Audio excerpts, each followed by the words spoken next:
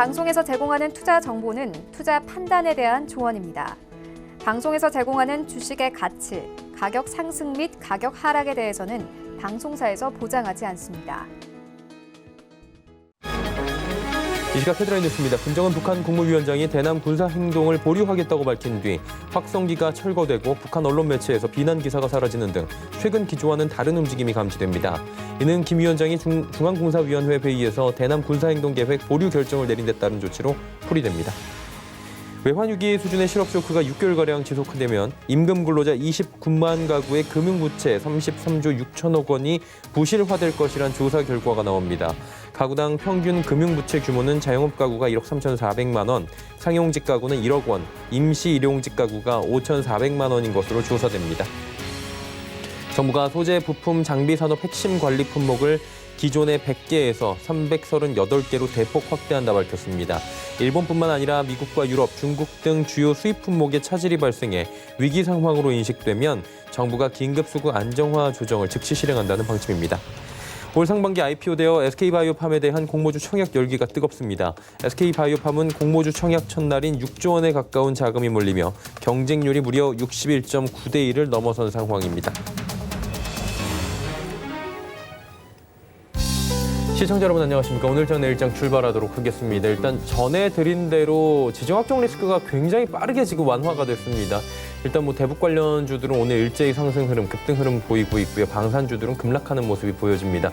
확성기 철거하고 있고요. 지금 군사적인 냉전 상황을 만들지 않으려는 북한 측의 움직임이 지금 감지가 되고 있는 겁니다. 김여정 부부장은 지금 굉장히 강하게 도발을 하고 있었는데 김정은 위원장이 지금 그 부분을 만류하고 나선 것으로 시장에서는 판단을 하고 있는 상황입니다. 그리고 미국 쪽 같은 경우에는 지금 PMI 지표가 굉장히 잘 나왔습니다. 코로나19 사태 이후에 빠르게 회복을 하고 있다라는 얘기가 나오고 있고 이런 상황 속에서 기술주들이 강세를 보이다 보니까 우리 시장도 지금 선별적으로 움직이는데 오늘은 경기 민감 대형주들이 엄청난 강세를 보입니다. 삼성전자가 4% 가까이 올라가고요.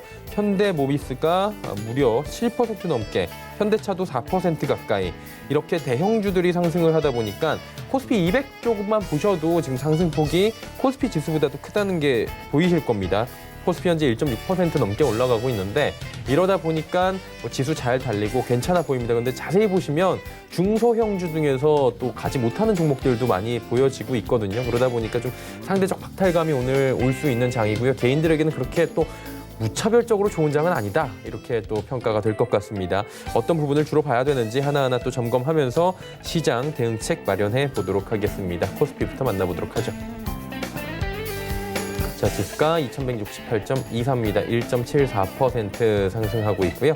일단 잘 달립니다. 코스피 지수는 꾸준하게 지금 우상향하고 있는데 그래프 잠깐 보여드릴게요. 자, 보시면 2150 저점 찍고 지금 쭉 올라옵니다. 2170 장중 고점이고 다시 고점 향해 달려가고 있는 상황입니다. 오늘 흐름 괜찮습니다. 수급 보시면 일단 기관이 매수에 들어왔고요. 개인 같은 경우에는 최근 시장에서 또 강하게 매수를 계속해서 엄청난 물량을 해줬었죠. 이 물량들을 오늘 조금은 덜어내고 있는 상황이고 기관이 사는 가운데 외국인이 좀 매도 물량이 나오고 있다. 이렇게 보시면 될 것 같습니다. 다음 볼까요? 오늘은 사실 대형주의 날입니다. 삼성전자, SK하이닉스. 지금 사실 삼성바이오로직스와 네이버 같은 경우에 좀 덜 오르는 게 남들 떨어질 때 아니면 덜 오를 때 많이 오른 종목들입니다. 이 종목들은. 그러다 보니까 지금 못 가고요. 셀트리온도 마찬가지죠. 코로나19나 여러 가지 반도체 섹터, 제약바이오 섹터들 같은 경우에는 코로나 관련해서 올라간 부분이 있었기 때문에 오늘같이 경기 민감주가 강하게 움직이는 날은 조금 상승폭이 둔화될 수 있습니다. 다음 보도록 하죠. 보시면 LG화학, 삼성SDI 지금 LG화학은 계속 잘 달리네요. 카카오 살짝 조정받는 가운데 물산도 올라갑니다. 다음 볼까요? 현대차 큰 폭의 상승 나오고 모비스 급등입니다. SK가 많이 빠지는데 SK 같은 경우에 어제도 이만큼 빠지고 있다가 오후 들어서 갑작스럽게 올려버린 모습이 있었는데 SK바이오팜이 조금 전에 전해드렸다시피 지금 이제 기록 세울 준비를 하고 있습니다. 어마어마한 자금이 지금 증권사로 몰려들고 있는 상황인데 그러다 보니 SK바이오팜을 못 산 경우에는 지금 지주사 대량의 주식을 가지고 있는 지분을 가지고 있는 SK가 수혜를 받을 것이다라는 기대감에 그동안 계속 올라왔는데 어제도 이랬고요. 지금 아직까지는 또 약세를 급락을 보여주고 있습니다. 30만 원 다시 밑으로 내려왔네요. 다음 보도록 하죠. 761.31입니다. 1% 강세. 하루간의 흐름을 잠깐 보내드리겠습니다. 758부터 765까지 올라간 뒤에 지금 상승폭이 잠깐 둔화가 되는 모습인데 살짝 부러지는 모습이 나오긴 하는데 아직까지는 지수 상승폭은 괜찮습니다. 다음 보시죠. 예, 외국인이 사고 개인이 삽니다. 기관은 팔고. 그러니까 양시장이 지금 수급이 또 정반대로 움직이고 있고요. 외국인들은 지금 코스피 쪽에서도 사실 선별적으로 좀 사주고 있다라고 보셔야 될 것 같아요. 외국인들이 지금 주로 사는 쪽은 반도체죠. 예, 반도체 쪽에서 강하게 매수가 좀 들어와 주고 있다. 그리고 코스닥 쪽에서 산다. 이렇게 보시면 될 것 같고요. 시총 상위주들 잠깐 보겠습니다. 셀트리온 헬스케어, 셀트리온 제약, 알테오젠 조정 나옵니다. 그리고 CGN, HLB 올라가는 가운데 다음 볼까요? 보시는 것처럼 펄어비스, KMW, CJNM 좀 휴젤 같은 경우에 이슈가 좀 있습니다. 잠시 뒤에 특징주에서 저희가 짚어드리도록 하고요. 시총 많이 올라왔네요. 그리고 주가도 어느새 55만 원까지 돌파를 합니다. 5G 관련 종목들 다시금 우상향하려는 움직임 보여줍니다. 다음 보도록 하죠. 자, 보시면 지금 SK머티리얼즈, 리노공업, 헬릭스미스. 리노공업 어제도 살짝 언급을 해드렸는데 정말 급등은 아닌데 시장 상황에 맞춰서 조금씩 시장이 강할 땐 같이 움직이고 내려갈 땐 덜 내리면서 어느새 주가가 12만 원대까지 리노공업이 올라왔습니다. 올 초에 6만 원대였던 주가였고 조정 받을 때는 크게 받지 않았고 올라갈 땐 이렇게 조금씩 강하게 올라가 주는 모습 보여집니다. 다음 보도록 하죠.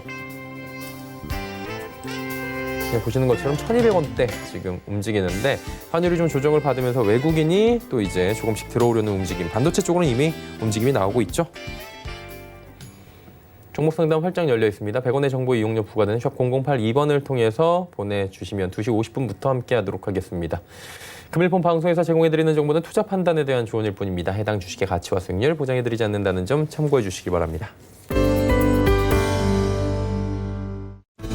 자, 이 시각 특징주 바로 짚어드리도록 하겠습니다. 정보경 캐스터입니다. 네, 오늘은 미국 증시 훈풍과 북한의 군사행동 보류 등 긍정적인 소식들이 들려왔습니다. 우리 시장은 지금 코스피, 코스닥 모두 1% 넘게 오르면서 좋은 흐름 가져가고 있는데요. 이 시각 이슈 종목들 어떤 게 있는지 지금부터 만나보시죠. 이 시각 종목 핫셀입니다. 휴젤, 아난티, 우리들 휴브레인 만나보겠습니다. 오늘 첫 번째 종목은 아난티입니다. 앞서 전해드린 대로 지정학적 리스크가 해소되면서 오늘 남북 관련주들이 크게 움직였는데요. 아난티는 현재 15% 넘게 급등하면서 거래가는 1,200원입니다. 하루간의 흐름도 확인해 보시죠. 아난티 오늘 종일 빨간불 켜고 있고요. 최저가 8,820원부터 최고가 1,350원 사이에서 움직이는 모습입니다. 북한 조선중앙통신 등에 따르면 김정은 위원장이 대남 군사행동계획을 보류하기로 한 것으로 전해졌습니다. 또 북한이 최전방 지역에 재설치한 대남 확성기 방송시설을 사흘 만에 다시 철거하는 정황도 포착이 됐는데요. 이 같은 소식에 아난티를 비롯해서 대아TI, 신원 등 남북 경협주들 동반 강세를 보이고 있고요. 방산주는 급락하면서 희비가 엇갈리는 모습입니다. 두 번째 종목 만나보시죠. 네, 무상증자 단행 소식에 휴젤이 급등했습니다. 현재는 8.89% 올랐고요. 거래가 55만 100원입니다. 하루간의 흐름도 확인해 보시죠.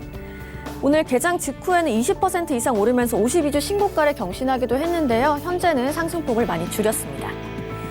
휴젤은 어제 장이 마감된 후에 보통주 한 주당 신주 2주를 배정하는 무상증자를 결정했다고 공시했습니다. 증자 완료 후 휴젤의 총 발행 주식 수는 기존의 약 432만 주에서 1,267만 주로 증가하게 되는데요. 한편 휴젤은 최근 경쟁사인 메디톡스의 국내 톡신 허가 취소로 인한 반사이익까지 기대되면서 주가 상승에 더욱더 힘이 실리는 모습입니다. 다음 종목 만나보시죠. 오늘의 마지막 특징주는 우리들 휴브레인입니다. 오늘 포털 사이트 실시간 검색어 순위에도 이름을 올리면서 시장의 주목을 받았는데요. 현재는 가격 제한폭까지 꽉 찬 상승 보여주면서 3,730원에 가격 형성돼 있습니다. 하루간의 흐름도 확인해 보시죠. 오늘 오전에 수직 상승하면서 상한가로 직행하는 모습입니다.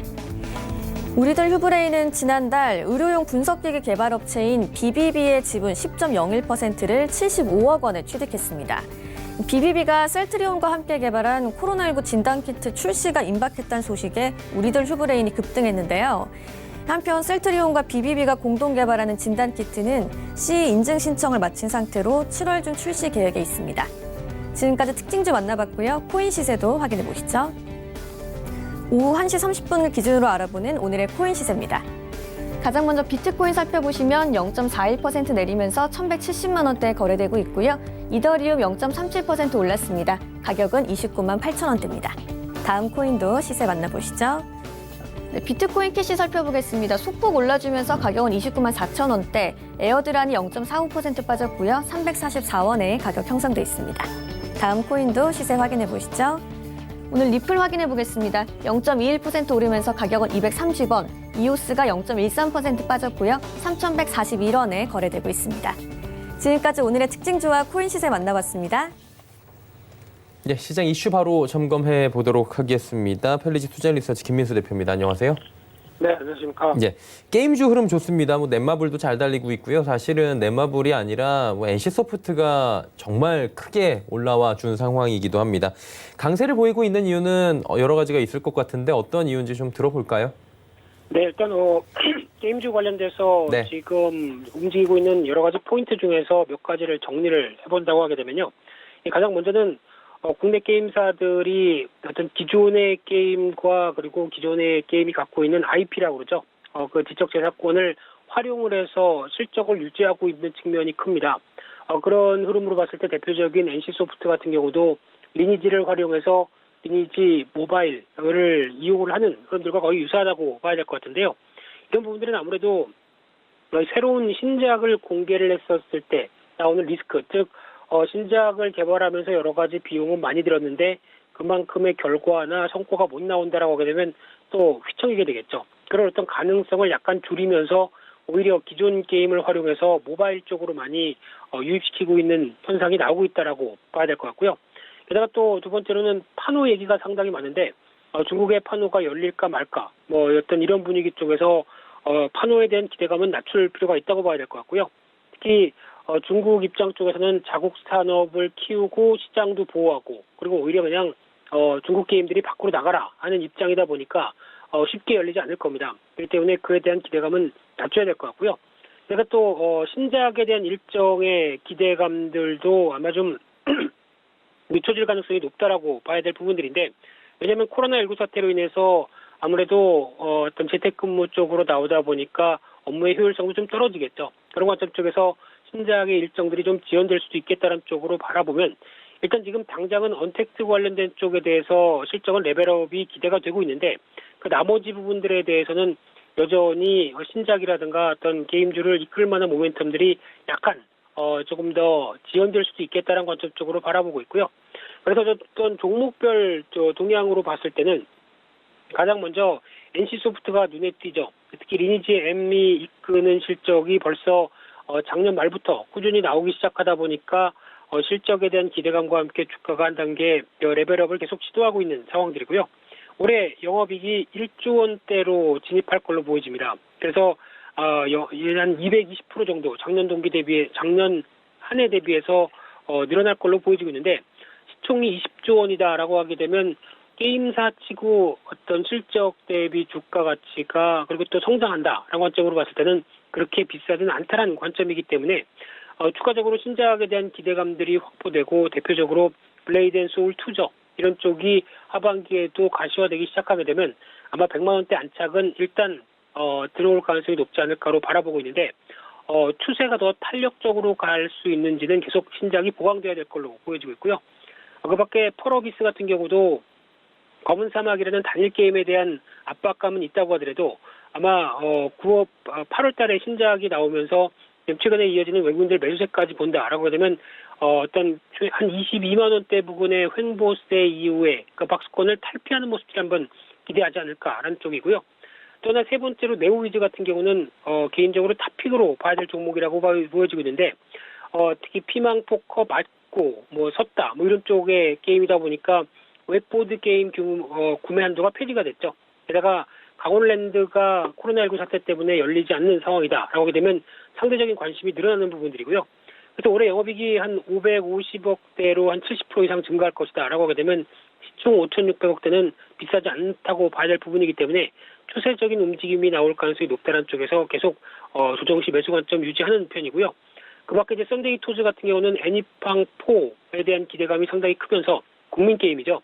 사전 예약이 166만 명까지 늘어났다라는 부분들과 함께 또 중국에서는 던전 앤 파이터가 4천만 명 예약했다. 이런 부분들 때문에 어떻게 보면은 신기작에 대한 기대감들이 상당히 높은 상황들인데 일단 나오고 나서는 약간 흔들릴 수 있겠죠. 그렇기 때문에 이런 부분들은 좀 더 염두하셨으면 좋겠고요.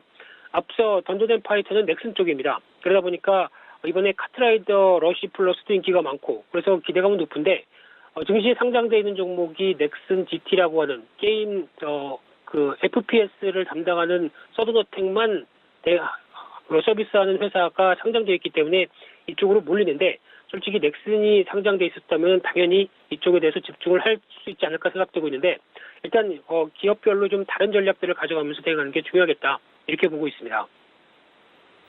네, 게임주 관련해서 하나하나 좀 세세하게 짚어주셨고요.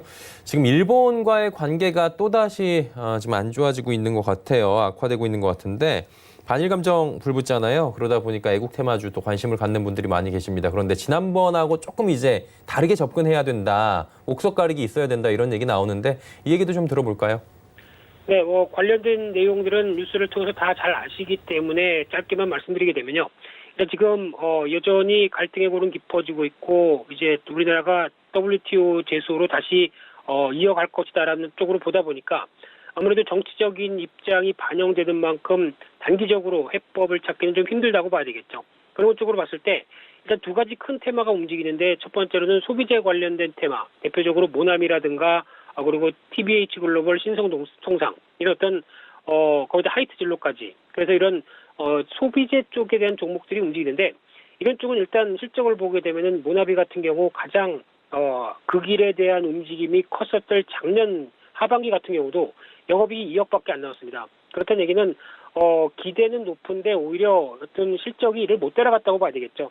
하지만 반대로 하이트 진로 같은 경우는 충분히 이런 흐름들을 노리면서 또 새로운 신제품에 대한 효과까지 가세하면서 실적이 변하기 시작했죠. 그렇기 때문에 아마 이런 부분들은 심리적인 테마 쪽에만 한정을 짓는 게 소비재 관련된 애국 테마는 맞겠다 싶기 때문에 하이트 진로를 제외하고 나머지 쪽은 오히려 반등시 매도하는 시각 쪽으로 유지하는 게 좋겠다고 보여지고 있고요. 핵심은 저희가 알고 있는 소부장 테마입니다. 특히 지금 같은 경우는 일본한테 고마워해야 될 수밖에 없는 게 일단 지금 일본한테 기술의 의존이 좀 심각하다라고 깨닫는 계기가 됐죠. 그런 것들 쪽에서 그동안 대기업도 쓰고 싶었는데 어떤 기회가 안 돼서 육성할 수도 없었고 그냥 어쩔 수 없이 일본 거를 썼다고 하게 되면 이런 부분들도 좀 철저하게 바뀌고 있는 분위기라고 보여지고 있는데 그러다 보니까 정부 정책 쪽에서 여러 가지 부분들이 확인되고 있고 국내에서도 솔브레인부터 효성, 현대모비스, 포스코케미칼, 대기업들까지 모두 다 어떤 투자 흐름들이 이어지면서 성과가 나오고 있다라는 쪽에서 봤을 때는 기대감이 높아진다고 봐야 될 부분들이죠. 그래서 결론적으로 보게 되면은 일단 지금 관련된 종목들도 오늘도 한 이틀째 관련된 종목들 강하게 움직이는데요. 이런 부분들이 벌써 램테크놀로지나 솔브레인 홀딩스, 한솔케미칼, 동진세미캠, SK모터리얼스 이런 종목들 같은 경우 보면은 실적 자체가 1분기 때에서도 거의 확인이 됐습니다. 그런 상황 쪽에서 어떤 개별적인 이슈와 함께 소재 또 부품 관련된 쪽에 대한 기대감을 높인다라고 하게 되면 당연히 중기적으로는 추세 매매 가능하다고 봐야 될 것 같고요. 특히 오늘 같은 경우 단기적으로 좀 속도 조절은 필요할 수 있겠다라고 보여지고 있는데 워낙 실적에 대한 부분들이 바탕이 된다라고 하게 되면 계속 추세 강화는 나올 가능성이 높다는 관점 쪽에서 두 가지 종목을 보게 되면 첫 번째가 관심 종목은 동진세미캠이고요. 다 아시는 것처럼 오늘 주가가 신고가이기 때문에 얘기한다라고 말씀드리는 것보다 오히려 지금 포토레지스트리 관련된 공장을 증설해서 내년 초 가동합니다. 그럼 생산량이 2배가 되는데요. 그러면 당연히 실적이 좋아질 수밖에 없겠죠. 그래서 작년 영업이익이 1,049억, 올해 한 1,300억대 예상하고 있다 보니까 실적에 대한 변화와 함께 내년도 밝다라고 말씀드리고 싶고요. 두 번째는 ENF 테크놀로지인데 이 회사 같은 경우 지금 일본의 불화수소 대체를 위한 여러 가지 고순도 불화수소를 늘리고 있고요. 거기다가 또 삼성전자 시스템 반도체 관련돼서 EUV 공정까지도 들어간다라고 하게 되면 아마 이런 부분들이 올해 추가적으로 실적 경신할 가능성이 높다고 봐야 될 것 같고요. 그쪽에서 지금 시가총액 4천억대 중반대는 비싸지 않다. 상관점 쪽에서 여전히 관심 있게 봐야 될 종목이라고 보여지고 있습니다. 네, 일본 관련한 소식들까지 들어봤고요. 오늘 말씀 여기까지 듣도록 하겠습니다. 고맙습니다. 네, 감사합니다. 헬리지 투자인 리서치 김민수 대표와 함께했고 이슈 칼럼 바로 이어갑니다.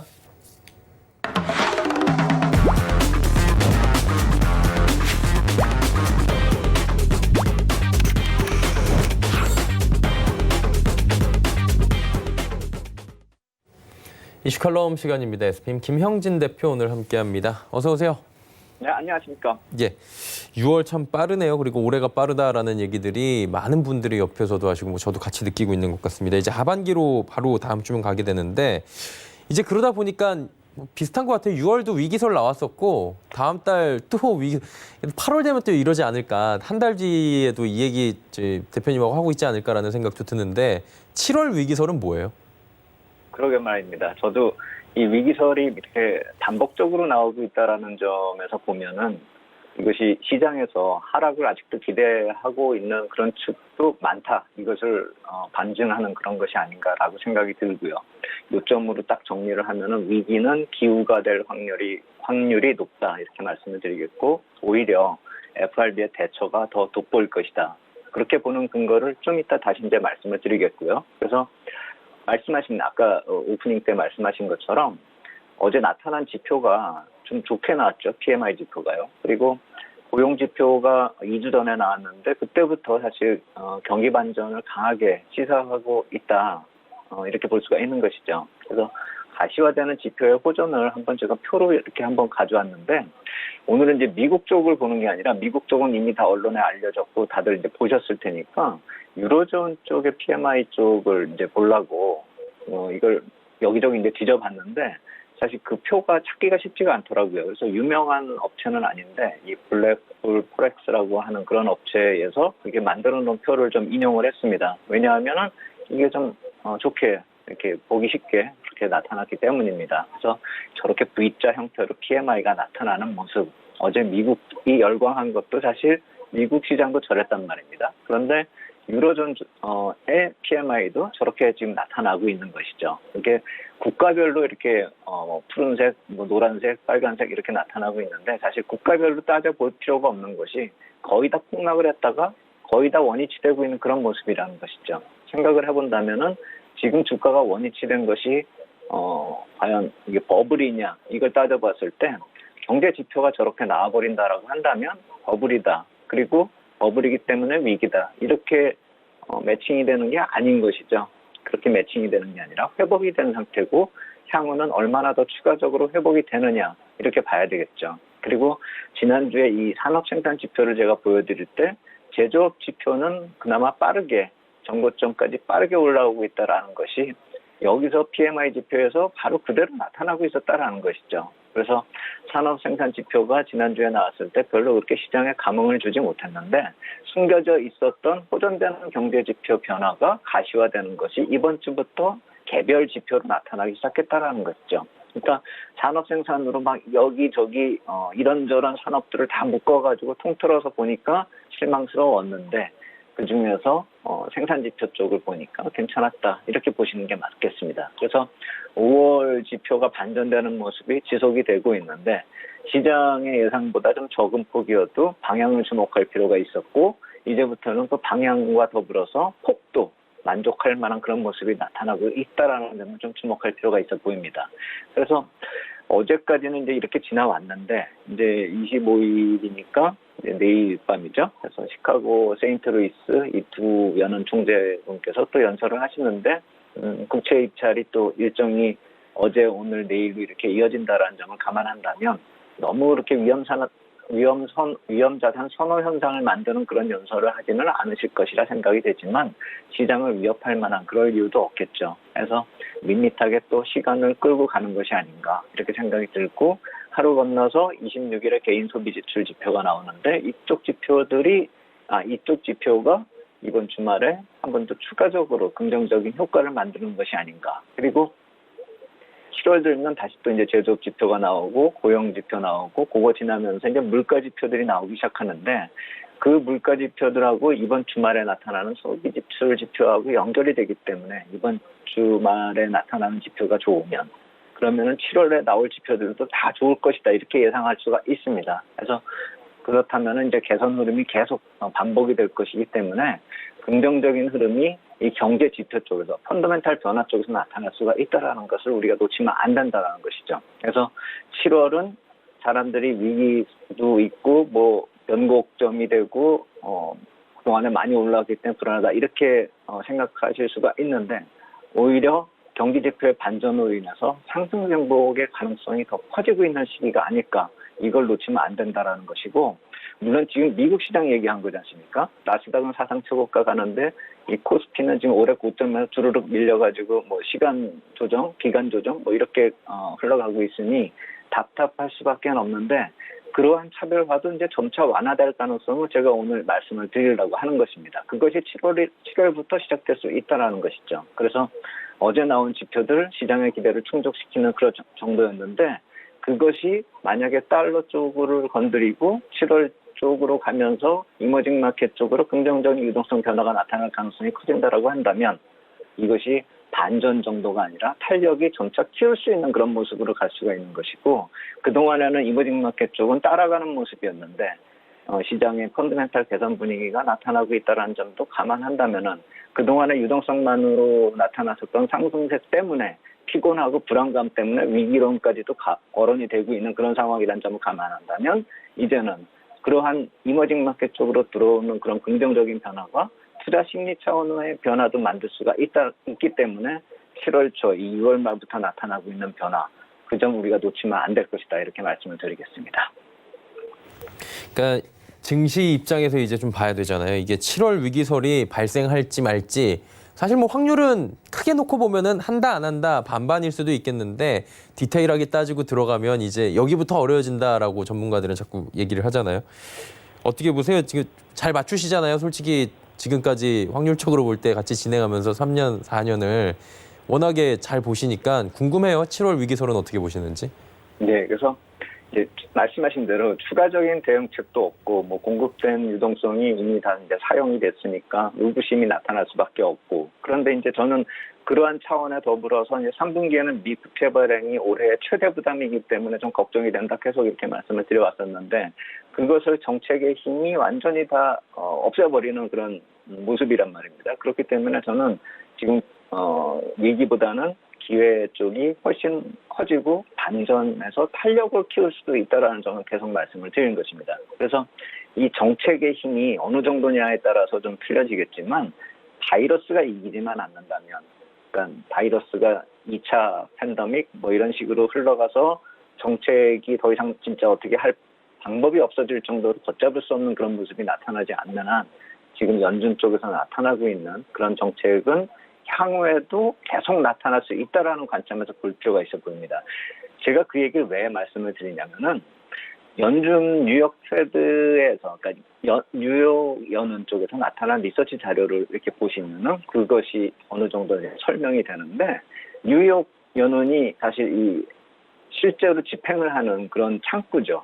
그러니까 FRB의 창구 역할을 하고 있기 때문에 그 어느 쪽에서 어느 연방은행하고 비교를 해보더라도 데이터는 좀 확실히 가지고 있을 것입니다. 근데 그 연은 쪽에서 뉴욕 연은에서 나온 리서치 자료를 보면서 미국의 GDP 성장률 전망 시나리오 1, 2, 3로 이렇게 나온 그 경우를 한번 보자라는 것입니다. 그래서 현재 같은 경제 상황이 나타나고 코로나 바이러스가 더 이상 영향 커지지 않고 산업이 다시 정상화되는 경우가 시나리오 1 그리고 조금 더 악영향이 나타나서 산업 사이클에 안 좋은 영향을 좀 주는 거 그러니까 산업 사이클 자체가 좀 틀려지고 악화된다라는 것이죠. 그러니까 조금 더 악화된다 이렇게 보시면 되는 게 시나리오 2. 그다음에 아주 가장 안 좋은 경우죠. 아까 말씀드린 대로 2차 팬데믹 나타나고 소비하고 생산이 다 감소되는 그런 최악의 케이스 3. 이렇게 세 개를 놓고 봤을 때 시나리오 1을 놓고 보면 우리가 보통 여태까지 봐왔었던 수치입니다. 마이너스 4% 정도 올해 기록하고 내년에 급반등 나서 2.6% 뭐 이렇게 나타나는 모습. 2022년, 2023년은 오히려 좀 약하죠. 0.8%, 1.3%. 저 괄호 안에 있는 숫자들은 뭐 이렇게 변동될 수 있는 하한선과 상한선이야 이렇게 보시면 되고 가운데가 이제 평균값이 이렇게 제가 말씀드린 숫자다 이렇게 보시면 되겠고, 뭐 가운데 거 떠나가지고 이제 시나리오 3의 최악의 케이스를 놓고 보면은 9.9로 안 좋아질 수가 있다라는 것이죠. 그러니까 4%보다 더 2배 가까이 안 좋아지는데, 문제는 뭐냐면은 2021년에 보면 1.8%, 2022년에 1.6% 해가지고 시나리오 1보다 2배가 더 올라갑니다. 그리고 2023년도 더 좋아지고요. 그래서 가장 안 좋은 팬데믹, 2차 팬데믹이 나타나가지고 최악의 케이스가 올해 후반부에 나타난다 하더라도, 그렇다면은 그것이 과연 우리가 피해야 할 악재냐, 이걸 좀 봐야 된다는 것이죠. 제가 봤을 때는 시나리오 3가 현실화될 가능성도 별로 없어 보이지만, 저렇게 뉴욕 연원에서 1, 2, 3로 저렇게 표시를 하고 있다는 것은 1, 2, 3에 그 어느 현상이 나타나더라도 정책이 준비되어 있다. 그렇기 때문에 2021년, 2022년, 2023년에 저런 식의 성장률이 가능하다.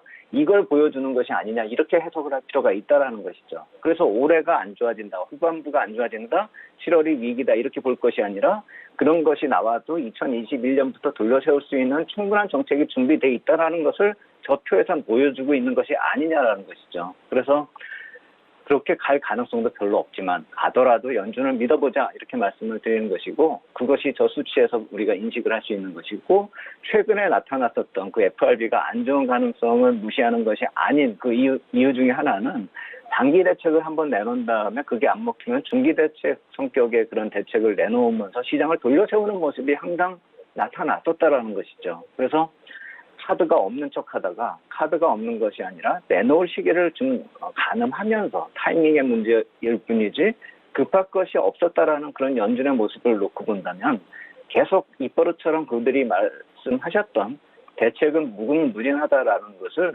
시장에 계속 이렇게 반전의 포인트로, 그러니까 역설적으로 이렇게 좀 시그널을 주고 있는 것이 아닌가. 시나리오 3처럼 안 좋은 케이스도 있지만 우리는 대책이 무궁무진하다라는 그 표현을 말로 표현하지 않고 저렇게 수치로 표현하는 것이 아닌가라는 것이죠. 그렇기 때문에 지금 나타나고 있는 위기론에 대해서는 오히려 나타나면 그동안에 주식 팔아가지고 억울하신 분들이나 그동안에 주식 못 사서 억울하신 분들이 기회로 이용할 때가 아닌가. 안 좋게 볼 것이 아니라 기회로 볼 필요가 있겠다. 그리고 그 가능성도 별로 크지 않겠다. 제가 보기엔 그렇다, 이렇게 말씀을 드리겠습니다. 결국에는 이제 위기설의 가시화 여부가 연준의 손에 이번에도 또 달려 있다라는 얘기로 귀결이 될 것 같아요. 저번에 위기도 이제 연준이 막아내는데 일조를 크게 했으니까요. 그럼 이제 흐름에 맞춰서 연준이 갈지, 엇박자를 좀 낼지, 아니면 좀 선제적으로 움직일지, 중앙은행이다 보니까 이 정책을 좀 달리하는 부분이 생길 수도 있는데, 이 부분은 어떻게 보세요? 네, 그래서 그렇다 해서 이제 연준이 너무 자신감을 표현하지도 않을 거라고 생각이 됩니다. 그러니까 어느 정도 속도 조절도 만들면서 시장에 시그널을 주면서 이렇게 좀 계속 안정을 추구하는 그런 모습이 아닐까라고 생각이 됩니다. 왜냐하면 아까 말씀드린 대로 3분기에 국채 발행도 많이 일정이 있으니까요. 그래서 FOMC 회의 전후로 연준이 좀 시그널이 지속된다, 어느 정도 지속된다. 그래서 6월까지는 이제 달러 약세가 어느 정도까지 하한선에 부딪히는 그런 모습, 그리고 채권 쪽에서는 장단기 금리 스프레드가 어느 정도까지 강세 보이는 모습, 그러니까 금리가 좀 올라가는 것까지 약간 좀 포용을 했는데, 그것의 상한선까지도 한번 다 보여줬다라는 것이죠. 그래서 그렇다면 이제 7월도 계속 그럴 것인가를 한번 놓고 봤을 때 조금 더 양보할 가능성이 있지 않을까라는 것을 생각해 보자는 것입니다. 그래서 7월에는 그러한 모습 속에서 글로벌 유동성의 본격적인 긍정적인 변화가 나타나는 그런 가능성을 타진하는 시기가 아닐까. 그래서 그동안에는 제가 이머징 마켓 채권 지수를 보면서 채권끼리 좀 비교하고 이랬었는데, 오늘은 바로 달러 인덱스하고 바로 비교를 해보겠습니다. 달러 인덱스가 위쪽에 파란색 선으로 나타나고 있고, 빨간색 선으로 이제 이머징 채권 지수, 이머징 자산 선호도를 나타내고 있는 그 모습을 지금 비교를 하는 것인데, 이 달러로 바로 비교한 이유는 이머징 채권에 비해서 미국 채권이 워낙에 고평가가 아니라 가격이 급하게 상승한 상태에서 저 하늘 꼭대기에 있기 때문에 거의 무의미하다, 이렇게 생각이 되고, 그렇기 때문에 달러하고 비교한 건데, 지금 보시면은 오늘 우리나라에서 달러가 좀 많이 내리고 있는데 저 달러의 하한선까지 좀 내려온 상태죠. 그래서 제가 까만 박스권으로 표시한 것이 과거에 저 정도 박스권 이내로 들어왔을 경우에 이머징 마켓 쪽으로 유동성이 유입됐었던 그 갭을 스프레드를 표시한 것입니다. 그래서 저 안으로 지금 들어오게 된다라면 정말 7월에는 극적인 변화가 나타날 수 있다는 것이죠. 그래서 6월에 그걸 시도하다가 꺾였는데 이제 7월 쪽에 빨간색 선이 조금만 올라오고 저 파란색 선, 달러 인덱스가 좀 더 많이 빠져주는 흐름이, 조금만 더 많이 빠져주는 흐름이 나타난다라고 한다면 이제부터는 이머징 마켓 쪽으로 글로벌 유동성이 들어올 수가 있는 것이 아니냐. 지금 그 얘기를 말씀을 드리는 것이죠. 그래서 그동안은 6월까지는 이머징 마켓 자산 시장에 주는 긍정적 영향이 미미할 것이고 그래 왔었다라고 말씀을 드리겠지만 7월에는 이제부터는 그 변화가 가시화되는 것이 아닐까. 그것을 주목하자라는 것입니다. 그리고 그것의 근거로 하나 말씀을 드린 것은 어제 2년물 미국 국채 발행이 460억 달러가 예정이 돼 있었습니다. 제가 어제 오늘 내일로 일정이 돼 있다라고 말씀을 드렸죠. 근데 응찰률이 계속 낮아지고 있다가 어제 2.46배나 되면서 지난 그 30년물 국채 발행 때보다 많이 올라왔습니다. 응찰률이요. 그렇다면 놓고 본다면 미국 시장의 유동성 흐름이 의외로 긍정적으로 변화되고 있다는 점을 시사하고 있다는 것이죠. 그래서 유동성이 아까 지표를 반전시키는 경기를 반전시키고 그것이 추가적인 유동성 흐름에 긍정적인 영향으로 나타나는 그런 선순환 사이클이 이제 가시화되고 있다는 점을 우리가 놓치면 안 된다는 것이죠. 그래서 아까 말씀드렸듯이 이번 주말에 긍정적으로 나오고 그것이 7월 초로 이어진다라고 한다면 방금 전에 보여드린 그 달러 인덱스의 푸른색 선이 박스권 하단 이탈을 조금 약간만이라도 해준다면 미국 시장 쪽에서 이머징 마켓 쪽으로 유동성이 조금이라도 넘어오면서 그동안에 메말랐던 그런 글로벌 유동성이 좀 변화되는 그런 모습도 우리가 한번 7월에 기대해 볼 필요가 있겠다 이렇게 말씀을 드리겠습니다. 지금 지표들이 회복이 되고 있는 국면은 확실하잖아요. 이게 지표로 어차피 뭐 숫자로 드러나는 거니까 이 부분들이 이제 계속 향후 시장을 긍정적으로 볼 수 있게 하는 매개체가 될 수 있다. 뭐 이렇게 보시는 거죠? 네, 그래서 이번 주말에 나타나는 그 개인 소비 지출은 연준이 5월 달에 반전된다 이렇게 확실하게 얘기를 하면서 막 그림으로 그려가지고 막 내보내고 했었던 거 제가 인용해가지고 말씀을 드렸었거든요. 그렇기 때문에 이번 주말에 나타나는 그 개인 소비 지출의 흐름은 연준이 경제 전망을 얼마나 정확도를 가지고 보고 있는가 그걸 가늠할 수 있는 시그널이다 이렇게 볼 수가 있기 때문에 그것이 긍정적이다라고 한다면 또 하나의 연준을 신뢰할 수 있는 이유가 될 것이고 그것이 월말 월초 지표들로 이어질 것이다 이렇게 보시면 되겠습니다. 그래서 지난주하고 드린 말씀하고 비슷하겠지만 이 경기 반전의 시그널이 가시화되고 있다는 점을 놓치면 안 되겠고 그래서 6월은 박스권으로 우리가 지나왔지만 7월에는 상방으로 돌파할 가능성을 놓치면 안 된다. 그 가능성을 염두에 두고 투자 전략을 세워야 되겠고 다만 이제는 정상시장으로 들어왔기 때문에 이런 노출되는 호재 속에서 오히려 거꾸로 단기 조정이 나타날 수가 있기 때문에 그건 좀 조심하되 그 단기 조정을 이용해서 한정된 조정이기 때문에 매수 시점으로 활용할 필요가 있겠다. 7월 전략은 좀 그렇게 대응하자. 이번 주말부터요. 그렇게 말씀을 드리겠습니다. 예, 시장에 대한 이야기 꾸준하게 나누고 있고요. 오늘은 여기까지 듣도록 하겠습니다. 에스핀 김형진 대표와 함께했습니다. 고맙습니다. 감사합니다. 네, 함께 나눠본 이야기들 다시 한번 정리해드리도록 하겠습니다.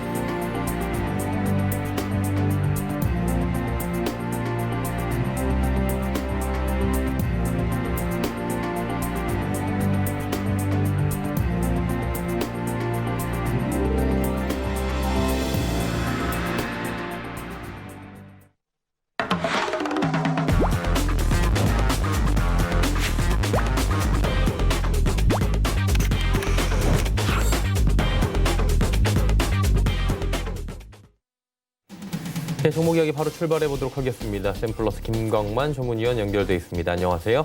예, 안녕하십니까. 네, 오늘 시장 상황 괜찮습니다. 시장에 맞는 종목들 바로 이야기 나눠보도록 하죠. 네, 오늘도 세 종목 가져나왔습니다. 네, 첫 번째 종목은 SKC입니다. 특히 SKC는 여러분도 잘 아시는 일단 반도체 관련주이자 2차전지 관련주, 그리고 최근에는 또 애국 테마로 좀 엮였다 이렇게 보시면 될 것 같아요. 특히 SKC 같은 경우에는 하반기 그 반도체용 블랭크 마스크 시제품을 본격적으로 양산할 것이다. 좀 이런 이슈가 좀 있고요. 그리고 이 종목이 특히나 최근에 좀 부각되는 이유는 그 애국 테마주로 인해서 소부장 관련주에 좀 엮였다 이렇게 보시면 될 것 같아요. 따라서 이 SKC는 또한 그 반도체 그 애국 테마 관련해서 최근에 그러니까 29일 날 이번 달 29일 날 열리는 그 WTO DSB 그 회의에서 한일 간의 그 법적 분쟁이 좀 본격화될 것이다. 좀 이런 이슈가 있어서 아마 그 애국 테마로서 아마 이 종목이 움직이지 않았나 이렇게 판단이 되고요. 예, 두 번째는 이 종목이 2차 전지 관련 업체라고 좀 보시면 될 것 같은데, 특히나 이제 2차 전지 동박 업체를 최근에 인수를 하였습니다. 올 1월쯤에 인수를 하였습니다. 그래서 인수 이후에 공장 라인을 계속 증설하고 있고요. 따라서 이제 하반기에 2차 전지 소재 그리고 이제 블랭크 마스크 이 공정 이제 가동으로 인해서 앞으로도 이제 성장성이 좀 무궁무진하다. 또 매출도 증가할 것이다. 이렇게 보고 있습니다. 일단 이 종목을 주가 차트 흐름을 잠깐 보시도록 할게요. 주가 차트 흐름을 잠깐 보시자면 최근에 이런 이슈, 2차 전지 이슈 그리고 애국 테마 관련해서 소재 장비 부품 관련해서 이 종목이 최근에 좀 급등을 했습니다. 어제 같은 경우에 최고점 64,900원 정도를 찍었는데요. 이후에 오늘은 약간 조정을 좀 보여주고 있는 그런 상황이에요. 하지만 아까 말씀드렸다시피 29일까지 이슈가 좀 남아 있다고 보시면 될 것 같고요. 오히려 이 종목은 좀 조정을 줄 때 매수하는 관점이 어떨까 이렇게 말씀드리고 싶어요. 따라서 이 종목은 손절가는 한 59,000원 정도가 21선이라고 보시면 될 것 같고요. 이 59,000원을 좀 러프하게 길게 이 정도를 깨지 않으면 일단 밀릴 때마다 분할 매수하는 관점에서 매수하시고 이후에 전고점 돌파 시 그때 이제 분할 매도 차익 실현을 해주시는 게 어떨까, 조금씩 분할 매수 차익 매도 해주시는 게 어떨까 이렇게 보고 있습니다. 예, 두 번째 종목은 ENF 테크놀로지입니다. 일단 ENF 테크놀로지도 일단 애국 테마주로 좀 보시면 될 것 같아요. ENF 테크놀로지뿐만 아니라 이제 동진 세미컴, 캠 이런 종목들이 최근에 오늘도 상당히 좀 강세를 보여주고 있는데요. 이 종목도 마찬가지의 관점에서 좀 보시면 될 것 같아요. 최근에 이제 한일 간의 그 무역 관련해서 좀 분쟁이 이슈가 좀 되고 있고요. 이제 이런 소재 부품 장비주들이 역시나 좀 탄력을 받고 있고요. 특히나 ENF 테크놀로지 같은 경우에는 반도체 식각 생산 업체라고 보시면 될 것 같아요. 반도체 디스플레이 식각 생산 업체고요. 특히나 이 회사의 그 고순도 불화수소 이 관련해서 국산화를 좀 하고 있다 이렇게 보시면 될 것 같습니다. 특히 ENF 테크놀로지 같은 경우에는 최근에 그 하반기 지금 현재 모바일 쪽에 그 반도체 수요가 아직까지는 좀 많지 않지만 하반기로 접어들수록 모바일 그 반도체 수요도 좀 증가할 예정이고요. 또 최근에는 또 서버용 반도체 수요도 상당히 많이 증가하고 있으므로 ENF 테크놀로지는 꾸준하게 좀 지켜보셔야 한다 이렇게 말씀을 드리고 싶어요. 그래서 이 종목은 단기적으로 차트 흐름을 잠깐 보시면 이 종목은 단기적으로 손절가는 한 5일선 정도 부근으로 말씀드릴 수 있을 것 같아요. 한 5일선 부근 한 33,000원 정도 이렇게 말씀드리도록 하고요. 목표가는 단기 한 39,000원 정도로 길게 좀 잡아보도록 하겠습니다. 다음 종목 바로 좀 넘어가도록 할게요. 다음 종목은 셀바이오텍입니다. 일단 셀바이오텍은 유산균 전문 업체다 이렇게 보시면 될 것 같은데요. 특히나 이 종목 같은 경우에는 한국 유산균 1위 전문 업체 프로바이오틱스 전문 업체라고 이렇게 보시면 될 것 같고요. 전 세계 한 40여 개국에 이 프로바이오틱스라는 이런 상품을 공급을 하고 있다 이렇게 보시면 될 것 같아요. 최근에 1분기 실적이 좀 안 좋긴 했어요. 그 이유는 1분기 영업이익이 전년 동기 대비 한 22% 정도 줄었는데요. 그 이유는 한국 아메이와 계약 해지 관련해서 그런 이슈가 좀 받지 않았나 이렇게 볼 수가 있겠어요. 특히나 이 회사 같은 경우에는 그 유산균 단백질을 좀 이용해서 그 대장암 치료 그리고 이제 그 저변에는 그 마이크로바이옴이란 그 기술을 기반으로 해서 대장암 치료제와 또 이제 헬스케어 제품을 생산 개발 진행 중이다 이렇게 보시면 될 것 같아요. 특히 이 종목에 대해서는 일단 주가 차트 흐름을 잠깐 보시면요, 단기적으로 그 3월달에 바닥을 좀 찍고 상당히 주가가 상당히 좀 저평가되어 있다 이렇게 보실 수가 있는데요. 주가 차트 흐름을 잠깐 이렇게 보시면 지금 자리에서는 단기적으로 횡보를 좀 하고 있다 이렇게 보시면 될 것 같아요. 지금 자리 자체가 21선 정도에 좀 위치를 하고 있는데 이 선에서 어느 정도 그 횡보 가격 조정, 기간 조정을 좀 버텨내고 있으면서 어느 정도 앞으로 이제 추가적으로 이제 거래량이 나오면서 상승 가능성이 좀 있다 이렇게 말씀드릴 수 있고요. 일단 이 종목은 단기적으로 목표가는 조금 한 2만 원 정도로 잡아드리고요. 손절 라인은 좀 짧게 16,500원 정도로 잡아드리도록 할게요.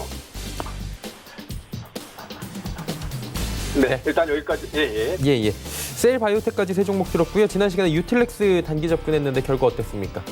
네, 지난 시간에 그 말씀드린 유틸렉스 보시면은요, 그때 유틸렉스가 아마 이중항체 관련주에서 제가 말씀드렸던 걸로 알고 있어요. 이 단기 목표가는 8만 원으로 설정해드렸는데요. 단기 목표가를 좀 달성하였습니다.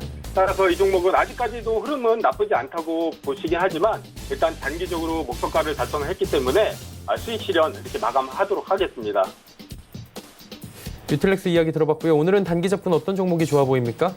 네, 오늘의 탑픽 종목으로 ENF 테크놀로지를 일단 탑픽 종목으로 설정을 하였습니다. 일단 ENF 테크놀로지는 아까도 말씀드렸다시피 애국 테마주로 이렇게 보시면 될 것 같고요.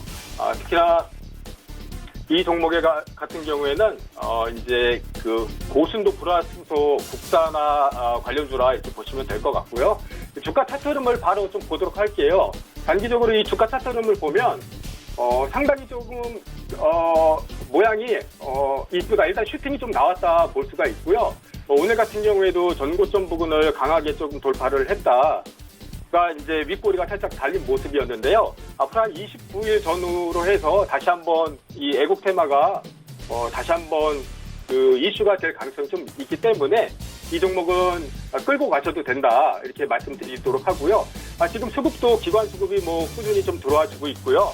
최근에 외국인 수급이 좀 들어와 주었기 때문에 이 종목은 제가 봤을 때는 목표가를 단기적으로 39,000원 정도로 설정을 하시고 손절 라인은 아까 말씀드린 한 5일선 정도 33,000원 정도 5일선 손절 라인을 잡고 이게 길게 좀 끌고 가시는 게 어떨까 이렇게 말씀드리도록 하겠습니다.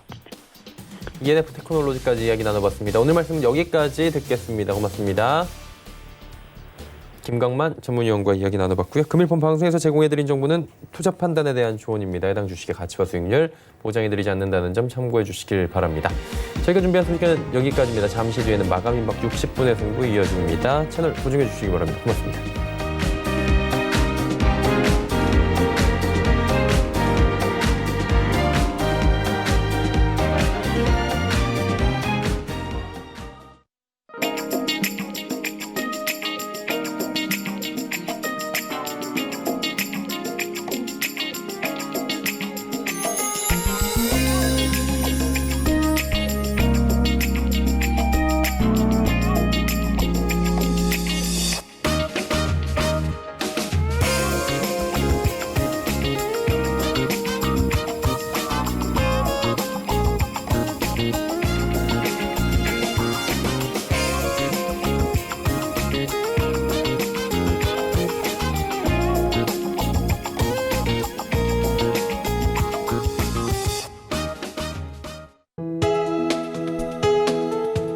방송에서 제공하는 투자 정보는 투자 판단에 대한 조언입니다. 방송에서 제공하는 주식의 가치, 가격 상승 및 가격 하락에 대해서는 방송사에서 보장하지 않습니다.